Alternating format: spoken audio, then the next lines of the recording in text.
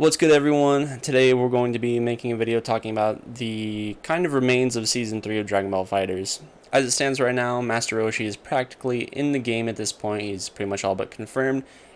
I was going to make a video discussing who I think the last 3 characters could be, but Season 3 is ramping up to be the season where they give everyone more or less what they want. The example here being Kefla, UI Goku, and now Master Roshi. These were 3 highly requested characters. Because these 3 are confirmed, I can only safely assume that the rest of the season is going to ramp up, being they pretty much just give everyone what they want. At this point, I would have to guess that the last 2 characters are going to be God of Destruction Toppo, and whoever else is highly requested, maybe like Hercule or something. I feel more than confident about this claim just by the looks of things. You can kind of put the pieces together.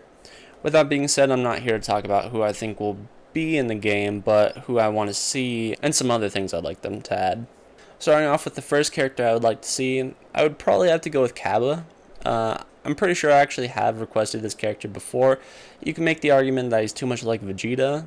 The reason I picked Cabba in the first place is just because I like his character. We could have Cabba in his base form for actually picking the character. His level 1 could be him turning Super Saiyan like he did against Vegeta, and his level 3 could be him turning Super Saiyan 2 like he did in the Tournament of Power. Simple enough. His auto combo could be the moves he used against Vegeta.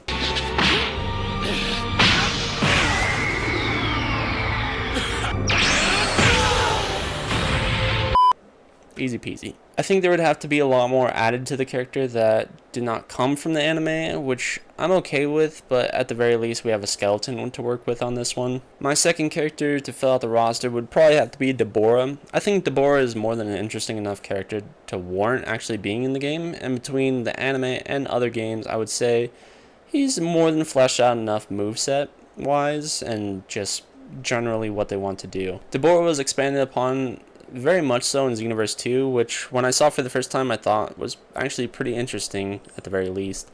I think the character is cool enough to add to the game. Yeah, my reasoning here is just I think he's pretty cool. Moving on, let's talk about things to actually add to the game at its core. The first thing I would probably want to bring up would be stages and music.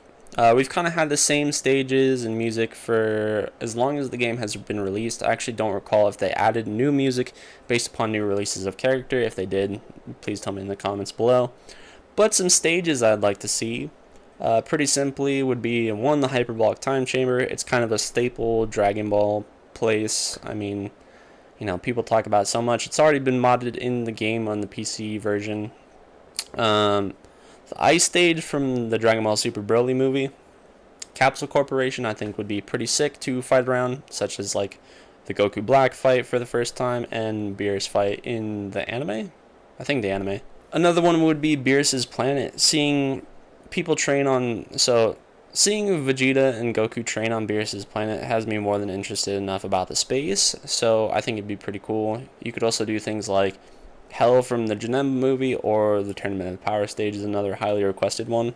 Yeah, and just on top of that, hearing more original themes or tracks would be more than welcome, because once again, we've been listening to the same stuff for, as long as the game has been out. The last couple of things I wanted to talk about would have to be 1, crossplay, and 2, rollback netcode.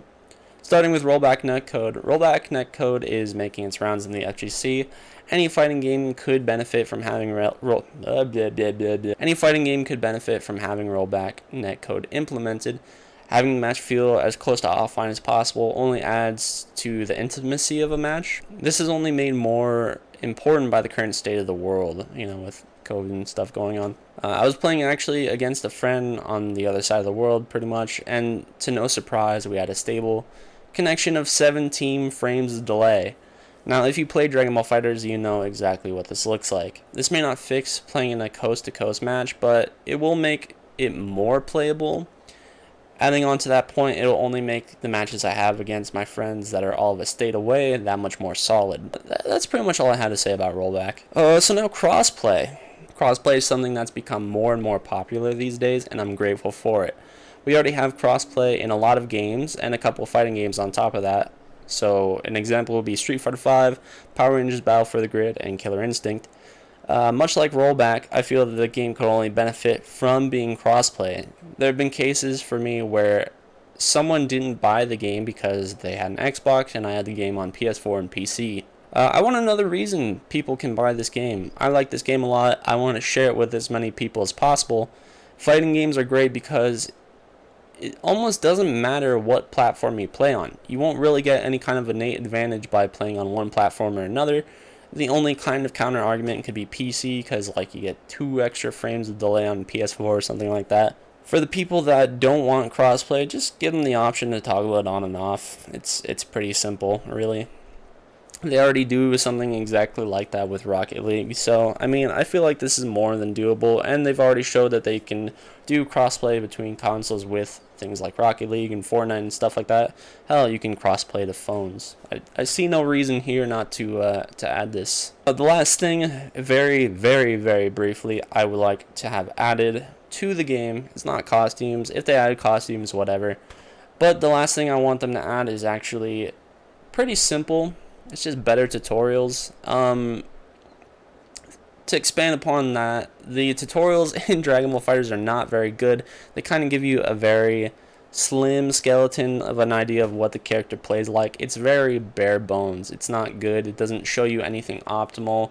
It barely shows you day one combos. So I feel like having that expanded upon, it's already been proven that tutorials in fighting games can be very good, such as things like Unist or Uniclear and Skullgirls are 2 very big prime examples of how fighting game tutorials can be very good. Guilty Gear is another example as well. So a big point with that is making the barrier for entry to a game as low as possible, especially one as big as Dragon Ball FighterZ. You don't want to kind of be lost at sea with this game. You want as much help as you can. Give people a general idea and a good general idea of how to play the game and play it well. That's only going to help for longevity of someone playing the game and continuing to play your game and continuing to buy products tied to this game and things related. Obviously, there's a lot of ArcSys games out there. Just because they have one bad experience doesn't mean that it should stop them from buying another one, but the experience can be so bad where it won't make them want to buy another ArcSys game. I love ArcSys games. I think they're mad fun. So make it easy on them. Make it as easy as possible. With that being said, that's pretty much all I had to say. Thank you guys so much for watching. If you guys want to see more, check out the rest of the channel. In the description, there's links to not just my channel, but my friends' channels as well. Anyways, I'll see you guys later. Peace.